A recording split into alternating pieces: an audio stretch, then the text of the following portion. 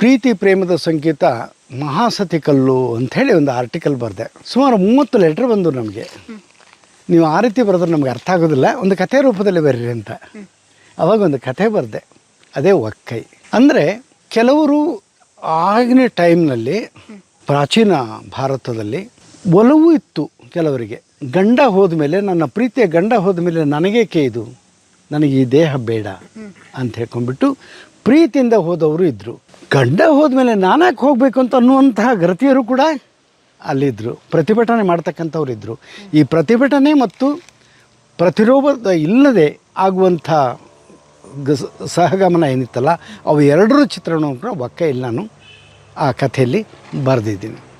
ಇನ್ನೊಂದು, ಯಾಕೆ ಸತಿ ಹೋಗ್ತಾ ಇದ್ರು ಅಂತ ಅನ್ನುವಂಥ ಪ್ರಶ್ನೆ ಇಲ್ಲೇ ಬರುತ್ತೆ. ಸತಿ ಹೋಗ್ತಕ್ಕಂಥವ್ರು ಏನಾಗ್ತಿತ್ತು, ಫಾರ್ ಎಕ್ಸಾಂಪಲ್ಲು ಒಂದು ಕಡೆಗೆ ನಾನು ನೋಡಿದೆ. ನಾನು ಹೊಸಂಗಡಿಯಲ್ಲಿ ಒಬ್ಬರು ಗೋವಿಂದ ನಾಯ್ಕ್ ಅಂತಿದ್ದರು. ಅವರಲ್ಲಿ ನಾನು ಪ್ರಶ್ನೆ ಮಾಡಿದೆ.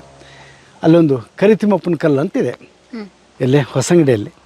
ಹೊಸಂಗಡಿ ಅಂದರೆ ಹೇಳಿದ್ನಲ್ಲನು, ಹೊಸಂಗಡಿ ರಾಜಧಾನಿ ಆಗಿತ್ತು ಅಂತ ಹೇಳ್ಕೊಂಡ್ಬಿಟ್ಟು ಆ ಕರಿತಿಮ್ಮಪ್ಪನ ಕಲ್ಲು ಅಂತ ಹೇಳ್ತಾರಲ್ಲ, ಅಲ್ಲಿಗೆ ಬಂದುಬಿಟ್ಟು ಎಲ್ಲರೂ ನಮಸ್ಕಾರ ಮಾಡ್ತಾರೆ. ಅಲ್ಲಿ ಬಂದು ನಮಸ್ಕಾರ ಮಾಡ್ತಾರೆ. ನಮಸ್ಕಾರ ಮಾಡಿಬಿಟ್ಟು ಕಾಯಿಗೆ ಎಲ್ಲ ಓಡಿಸ್ಕೊಂಡು ಹೋಗ್ತಾರೆ. ಅದನ್ನು ನೀವು ನೋಡಿದಾಗ ಕರಿತಿಮ್ಮಪ್ಪನ ಕಲ್ಲು ಅಲ್ಲ, ಅದು ಮಹಾಸತಿ ಕಲ್ಲು. ಅದು ಹೀಗೆ ಆಯಿತು ಅಂತನ್ನುವಂಥದ್ದು ನನಗೊಂದು ಕುತೂಹಲ ಕಾರಣ ಆಯಿತು. ಯಾಕೆ ಹೀಗೆ ಮಹಾಸತಿ ಕಲ್ಲು ಇರ್ತಕ್ಕಂಥದ್ದು ಕರಿತಿಮ್ಮಪ್ಪನ ಕಲ್ಲು ಅಂತ ಯಾಕೆ ಹೇಳ್ತಾ ಇದ್ದಾರೆ ಅವರು ಅಂತ. ಆಮೇಲೆ ಗೋವಿಂದ ನಾಯಕರ ಹತ್ರ ಅದನ್ನ ವಿಷಯ ಪ್ರಸ್ತಾಪ ಮಾಡಿದೆ. ಅದನ್ನು ಬರೆದಿದ್ದೀನಿ ನಾನು. ಅದಕ್ಕೆ ಅವರು ನೆಗೆಯಾಡಿದರು. ಯಾಕ್ರಿ ನೆಗೆಯಾಡ್ತೀರಾ ಅಂತಂದು. ಅದು ಕರಿತಿಮ್ಮಪ್ಪನ ಕಲ್ಲು ಅಲ್ಲ ಮರರೆ, ಅದು ಮಾಸ್ತಿ ಕಲ್ಲೇ. ನಮ್ಮ ಮನೆಗೆ ಹೋಗಿದ್ದಾಳಲ್ಲೇ ಇವಳು ಯಾರು ಅಂತ ಇವನಿಗಾಯ್ತು.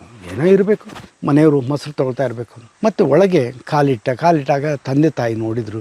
ಓ, ನನ್ನ ಮಗ ಬಂದ ಅಂತೇಳಿ ಅಡ್ರಾಸಿ ಪಪ್ಪ ಹೋದರು. ಅವನು ಅದನ್ನ ಯಾವುದನ್ನು ಕೇಳಿಲ್ಲ. ಅಪ್ಪ, ಈ ಹುಡುಗಿ ಒಂದು ಬಂದಿತ್ತಲ್ಲಿ ಮೊಸರು ಮಾಡಲಿಕ್ಕೆ, ಅವಳೆಲ್ಲಿ ಅಂತ. ಅಯ್ಯೋ ಮಾರಾಯ, ಅದು ನಿಮ್ಮ ಬೇರೆ ಹುಡುಗಿ ಅಲ್ಲ ಮಾರಾಯ, ಮೊಸರು ಮಾಡ್ಲಿಕ್ಕೆ ಬಂದವಳು ನೀನು ಹೆಂಡ್ತೀನಿ ಅಂತ ಹೇಳ್ಕೊಂಡು ಹೇಳ್ಬಿಡ್ತಾಳೆ.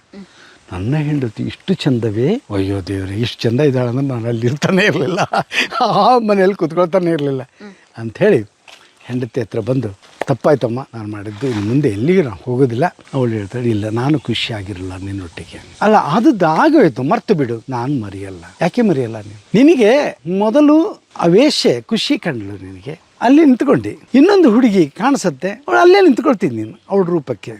ನಾನಿವತ್ತು ಖುಷಿ ಕಂಡೆ, ನಿಂತ್ಕೊಂಡ್ಬಿಟ್ಟು ನನ್ನೊಟ್ಟಿಗೆ ಬಂದು, ನಾಳೆ ನನಗಿಂತಲೂ ಇನ್ನೊಬ್ಬಳು ಚೆಂದಾಗಿ ಸಿಗ್ತಾಳೆ, ಅವನೊಟ್ಟಿಗೆ ಹೋಗ್ತೀನಿ. ಆದ್ದರಿಂದ ನೀನು ಒಂದು ಪತಂಗ ಇದ್ದಂತೆ, ನಿನ್ನ ಸಹವಾಸ ನನಗೆ ಬೇಡ. ಅವತ್ತಿನ ಕಾಲದಲ್ಲಿ ಇದು ಪ್ರತಿಭಟನೆ ನಡೆದದ್ದು.